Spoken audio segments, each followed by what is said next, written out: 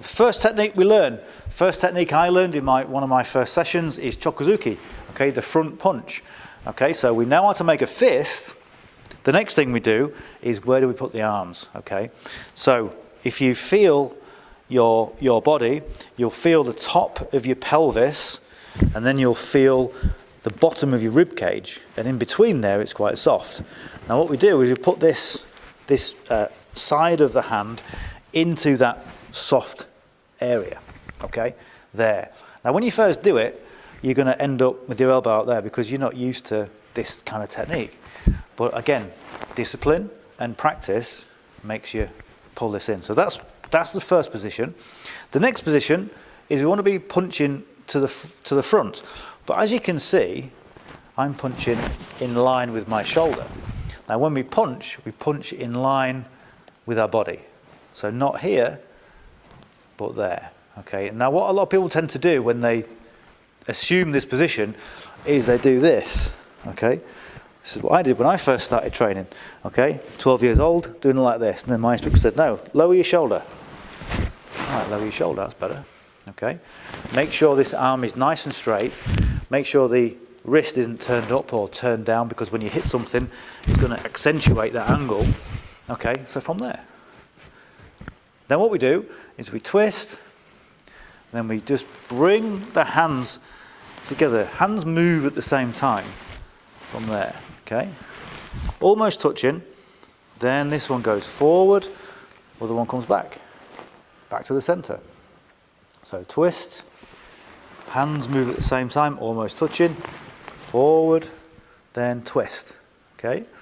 So once more, twist back, together, forward, then twist, okay? Now the reason we twist is because as we twist, we breathe, okay? We're going to breathe out, like that. Now when we breathe in karate, it's not a case of blowing from here, blowing from the throat, okay? We breathe from lower down, lower in the abdomen. It's what we call the hara, okay? It's where all the power comes from. And if you look at, we'll go into it's called the hara, okay? From there. So as this time, we're going to breathe from there, and then hold the breath, and then breathe out. Now what you'll notice is the stomach tenses. If you breathe from here, you're just breathing out, okay? And all your muscles are doing is just helping you to exhale, okay? But when you breathe from the hara, you're tensing your muscles, and that's really important. So we'll do one more. So from there, twist, together, forward, then breathe. Now this time, as we breathe, we're going to tense the muscles. If you're not quite sure what tensing a muscle is, put your hand on your forearm, on the fleshy forearm, and make a fist. Okay? You feel what your muscles are doing? They're tensing and relaxing. Tensing and relaxing. Okay? If you breathe out quickly, like that, you'll feel your abdomen tense and then relax. Okay?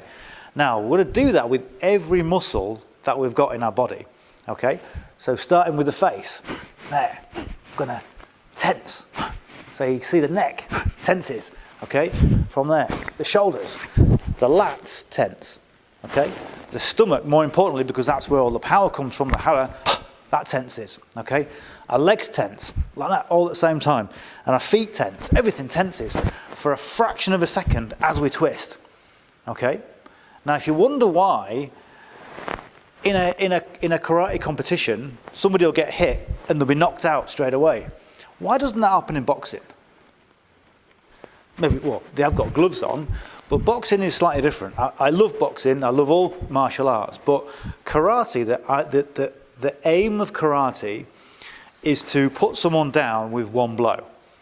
Now, the reason it's like that is because back in feudal times, somebody who was unarmed had to defend themselves against somebody with a sword. Imagine that. Imagine someone's coming at you with a sword and you've got one punch to get them down. Because if you don't, they're going to come at you and they're going to finish you off with a sword. So karate is to put someone down, to kill with one blow. Okay? Even though we don't kill people these days, potentially you can. because of the way in which we do it, whether we deliver the power. So from here, as you twist, we tense everything. That's it. So it's a really dynamic, quick, and then relax. Tense and relax. Okay? So let's try that once more. 1, then twist, tense and relaxed. Now when we do it faster, as you get a bit more fluid with the way that you're doing your techniques, this will become easy. When you're first learning, it'll be a case of, what, do I twist this back first, or how do I do that? And you end up with your hands in the wrong position. That's fine. That's quite normal. A lot of people are not coordinated, and a lot of people then develop coordination synapses in the brain. Okay, and you see it all the time, where somebody is not coordinated, and then a week in, 2 weeks in, those synapses start to reconnect. Your brain rewires for coordination, and it's a powerful thing, okay, because you can use it in everyday life. So from here, we'll do it in 1 count. So the first count in Japanese is ich, there, ni. Now what you'll notice when I'm doing it in 1 count is that there's a bit more movement. I'm doing that on purpose. A bit more movement in the hips, because the power comes from the hara, and the power is then delivered from the hip to the rest of the body, okay, like a whip effect, okay? And again, this is all to do with generating power in karate, okay? So from there, so slow that down, we're going to whip the hip to bring the arm out, which then gets the arm going faster, okay? And then as we deliver the punch, we then bring the hips back to the front, okay? Locks everything down, okay? Makes it really powerful. From there, ich, ni, san, shi, go. Okay, so that's half speed. So everything should be working in a fluid fluid movement. Okay, you've got that momentum, everything's working together. Okay, and that's really important. This is why it's important to practice the basics, because not only are you going to perfect the technique, but you also perfect the timing of your own body and make sure your whole body is working together, not against it. Okay, so imagine if rather than working together like this, so the hips, the body, everything together, imagine if we're slightly out of time. Okay, this is the sort of thing you're going to be doing when you first start the beginner's course, because it's all going to be new to you. Okay, but what you want to be doing is just getting to a point where everything flows. Okay, now when we do it fast, what we do, we're going to speed everything up, but the difference is in the breathing and the tensing. Okay. And you might even see some vibrations on the camera as I do this. Okay, so from here, we're going to go forward, Choku-zuki, but we'll do it fast. So from there, okay, so it's the same thing, moving as fast as I can, and then tensing at the end. So every muscle contracts, then relaxes. Okay, now imagine if you kept your muscles tense all the time, you'd be like this, okay? And you'd probably get 3 or 4 techniques off and you have to go and sit down, okay? Because you'd be tired, okay? But you keep nice and relaxed.